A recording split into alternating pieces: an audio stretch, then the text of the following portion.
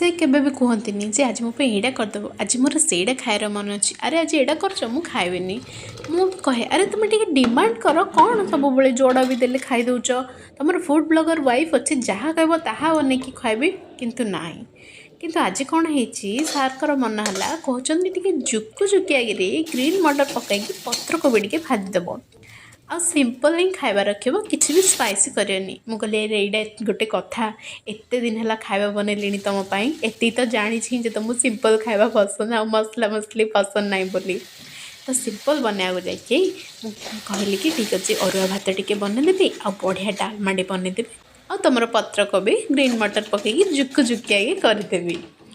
तो सब पत्र कोबी काटाकाटी कली ग्रीन मटर टी अलग तेल में भाजिकी रखीदेली तार लुण टे पकईदेली बढ़िया बास्ना है तापर सब जिनस मसला मसली कषिकी पत्र कोबी ग्रीन मटर पकईकि भलसे घोड़े धीरे कम आंचे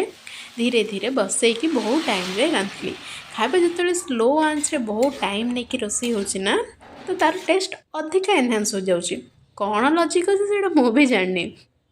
तापरे सबू जिनस को एक साथ बाढ़ी चामच किसी काम ना हाथ ही जिंदाबाद आ से घीओ टिके पकेब आहा हा